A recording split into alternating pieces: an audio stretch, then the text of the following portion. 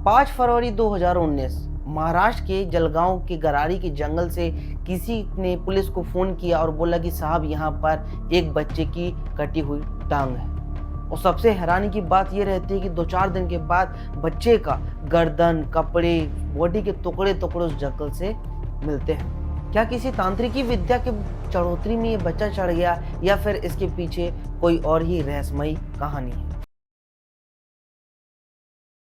तो नमस्कार दोस्तों, आज का जो मर्डर केस है ये एक 12 साल के बच्चे का है, मंगेश पाटिल का। इस बच्चे की बॉडी के टुकड़े टुकड़े जंगल में मिलते हैं और सबसे ज्यादा थ्रिलिंग सस्पेंस ये रहता है जब आपको पता चलेगा कि इस बच्चे का मर्डर किया किसने था। तो दोस्तों, कहानी की शुरुआत यहाँ से होती है कि महाराष्ट्र के पास जलगांव नाम की जगह है जहाँ पर एक मिडिल क्लास भी नहीं, लोअर मिडिल क्लास एक फैमिली रहती है जिसमें दगड़ू पाटिल रहते हैं, उनकी वाइफ रहती है गीताबाई पाटिल, उनका एक बच्चा रहता है मंगेश पाटिल और एक छोटी लड़की रहती है। बहुत ही साधारण सा परिवार था, मजदूरी लेवल के लोग थे। दगड़ू पाटिल अपने काम में निकल जाते थे, मजदूरी करते थे, घर को चलाते थे। सब कुछ उनकी जिंदगी में अच्छा चल रहा था, बच्चे पढ़ाई लिखाई कर रहे थे। लेकिन ऐसा क्या हुआ कि इसकी इतनी दुर्गति हो गई। तो देखो, ये फैमिली बहुत अच्छे से रह रही थी। एक दिन क्या होता है, दगड़ू पाटिल अपने काम में निकल जाते हैं, सब घर गृहस्थी का काम गीताबाई पाटिल करती है, बच्चे अपने स्कूल के लिए चले जाते हैं। लेकिन बच्चा आज जल्दी आ जाता है। अब आप देखेंगे गांव के जो सरकारी स्कूल रहते हैं जल्दी छुट्टियां हो जाती हैं और हाफ डे भी लगता है। तो यहाँ पे मंगेश आ जाता है घर जल्दी। अब जल्दी घर आता है, अपनी माँ को बोलता है कि अम्मा भूख लगी है, आप खाना दो, मैं फ्रेश व्रेश होके आता हूँ। तो गांव में आपको पता होगा कि बहुत से इंटीरियर जो गांव है वहां पर आज भी भाई फ्रेश होने बाहर जाते हैं, खेतों में जाते हैं। तो मंगेश भी बोलता है कि अम्मा आप खाना निकाल के रखो, मैं आता हूँ, मुंह हाथ धोता हूँ, फ्रेश होके आता हूँ, फिर खाना खाता हूँ। मंगेश चला जाता है, माँ इंतजार करती रहती है। 1 घंटा बीतता है, 2 घंटा बीतता है, 4 घंटे हो जाते हैं, लेकिन मंगेश नहीं आता। अब इसकी माँ की बेचैनी बढ़ना चालू हो जाती है। अब इसको बढ़ जाता है टेंशन। अब ये उनको ढूंढने निकलती है, किसको? अपने बच्चे को, मंगेश को। जब वो इधर उधर ढूंढती है तो भी उसका मंगेश दिखता नहीं है। वो आजू बाजू अपने मोहल्ले पड़ोस में बोलती है कि मेरा मंगेश को किसी ने देखा क्या? लेकिन सबका यही जवाब रहता है कि नहीं, हम तो देखे नहीं। ऐसा ढूंढते ढूंढते शाम हो जाती है, रात होने लगती है। दगड़ू पाटिल भी घर वापस आते हैं, ये रो रो के बुरा हाल होते हैं, पूरे गांव में सबको ही ढूंढने भिड़ जाते हैं। अच्छा, एक इंटरेस्टिंग बात यह है कि मंगेश जो था बच्चा बड़ा ही अच्छा लड़का था, मतलब कहना चाहे कि गांव का वो प्रिय बच्चा था, सबसे अच्छे से बात करता था, हंसता खेलता, बहुत ही प्यारा बच्चा था। अच्छा, भक्ति भावना भी बहुत थी उसमें। कहीं भी पूजा पाठ होती थी, अखंड रामायण पुराण होती थी, वहां जाके बैठ जाता था। तो गांव के सभी लोग मंगेश को बहुत चाहते थे।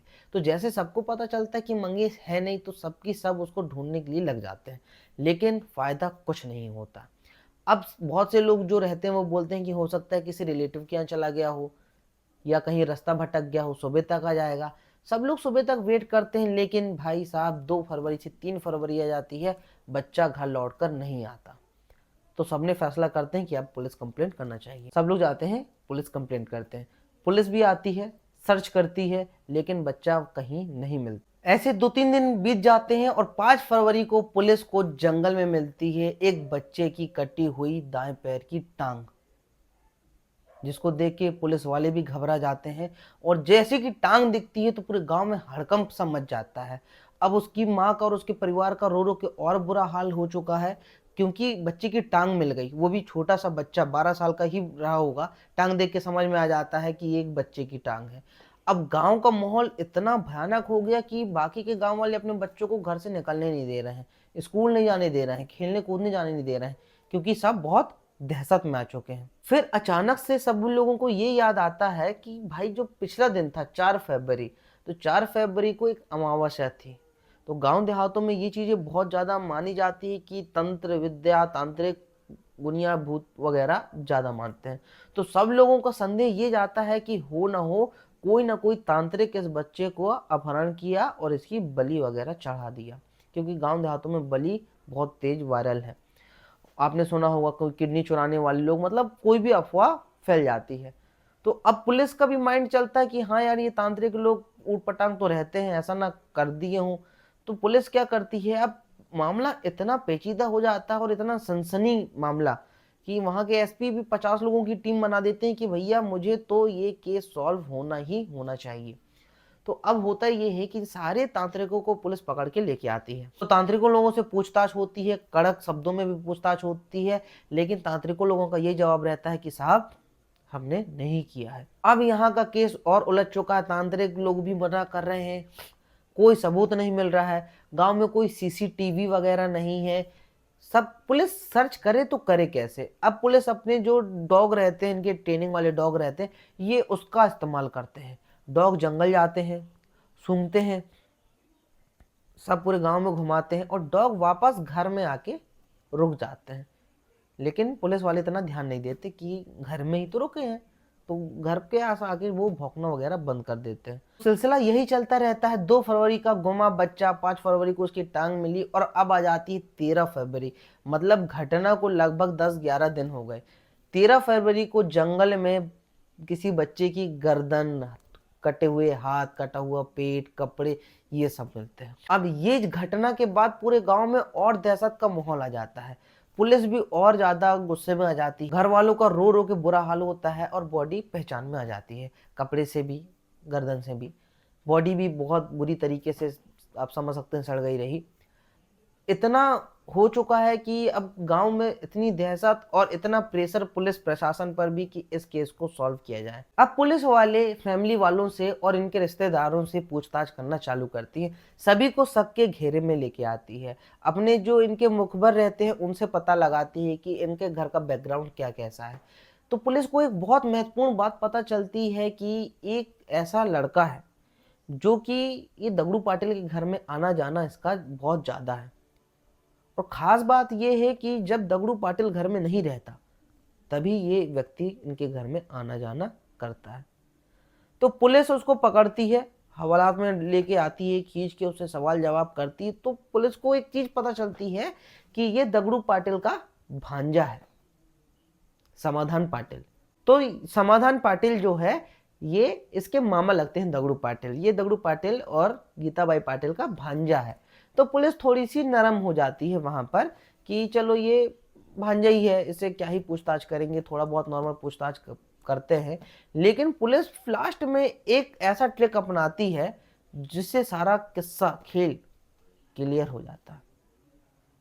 पुलिस ने अंधेरे में तीर छोड़ा। पुलिस कहती है कि भाई समाधान, हमें पता चल गया कि मर्डर तूने ही किया है, और तू क्यों उसके घर जाता था, वो भी दगड़ू पाटिल जब घर में नहीं रहते थे तब। तो इसको बोलते हैं कि उगल रहा है या तेरे को 3rd डिग्री दे। और जैसी लट उठाती है पुलिस, ये बोलता है साफ साफ बता रहा हूं मैं।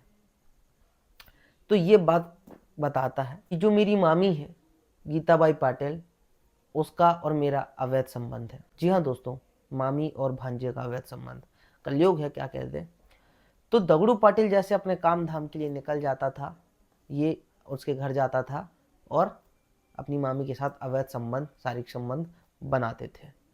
तो फिर जब ये बताता है कि मेरी मामी के साथ तो मेरे संबंध है, साथ में मेरा एक मित्र है राजेंद्र पाटिल, उसने ये सब हरकत की है। तो दोस्तों होता ये है कि ये समाधान रहता है, अपनी मामी के साथ अफेयर रहता है। ये बात इसके दोस्त को पता चलती है, राजेंद्र पाटिल को। तो ये बोलता है हाँ भाई, अकेले अकेले मजे ले रहे हो, हमें भी तो दिलवाओ। ये सारी बातें होती हैं और जाके ये अपनी मामी को ऑफर देते हैं, दोनों दोनों, समझ सकते हो आप। तो बात अब फ्लैशबैक में हम आते हैं 2 फरवरी के दिन। उस दिन हुआ क्या? तो उस दिन होता यह है कि मंगेश अपने स्कूल से घर आता है, अपनी अम्मा को बोलता है कि अम्मा आप खाना दो, मैं शौच करके आता हूँ। वो जैसे जाता है, इस बीच राजेंद्र पाटिल, जो कि समाधान पाटिल जो है जिनका भांजा, उसका दोस्त, ये इनके घर आ जाता है और गीताबाई पाटिल से संबंध बनाने लगता है। जब ये उसके साथ संबंध बनाता रहता है, उतने में ही जो ये बच्चा था, अच्छा इसकी माँ भी इतनी बेशरम कि ये भूल जाती है कि मेरा बच्चा अभी बाहर गया है, ये वापस आएगा, इसको खाना देना है, ये वो चीज़ भूल जाती है और अपने में क्या ही कहते, कैरेक्टर लेस औरत, ये उसमें लग जाती है। और जैसे वो मंगेश आता है, कमरा में घुस जाता है। वो जैसे यहाँ का सीन देखता है, वो एकदम से शॉक हो जाता है। वो कुछ सोच पाता, वो समझ पाता, क्योंकि 12-13 साल का बच्चा था।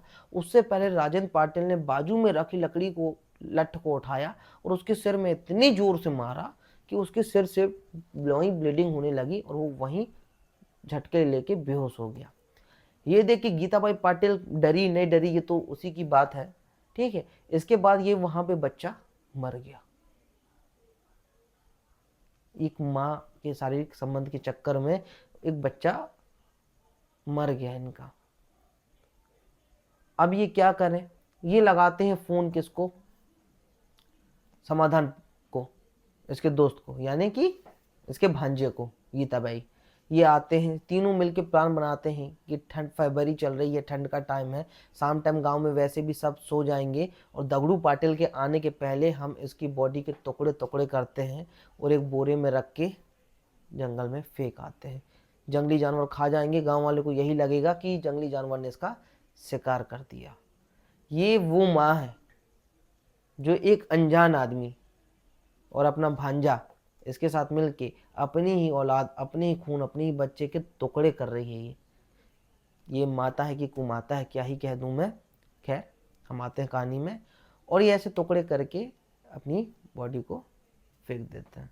इस कहानी को लेके ये चीज आप देख सकते हैं कि एक माता होके, कोई माँ होके ऐसा कैसे कर सकती है, वो भी एक अनजान इंसान।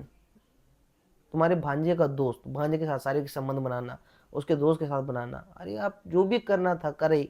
उस बच्चे की क्या गलती थी, यही कि वो स्कूल से आज जल्दी आ गया, खाना मांग लिया। मतलब बहुत दुख होता है। और इस केस स्टडी से मैं कोई सीख क्या ही दूं, क्या इंसान अपनी माँ पे भरोसा नहीं करेगा क्या, क्या ही बोल दूं मैं। मतलब बहुत दुखदा केस था ये। इस केस को सुन के हो सकता है आपके भी रोंगटे खड़े हो गए हों, आप भी सोचने पे मजबूर हो गए हों कि ऐसा भी हो सकता है। कहानी कैसी लगी कमेंट करके जरूर बताना। ऐसी इंटरेस्टिंग केस स्टडी के लिए आप हमारे चैनल को सब्सक्राइब कर सकते हैं।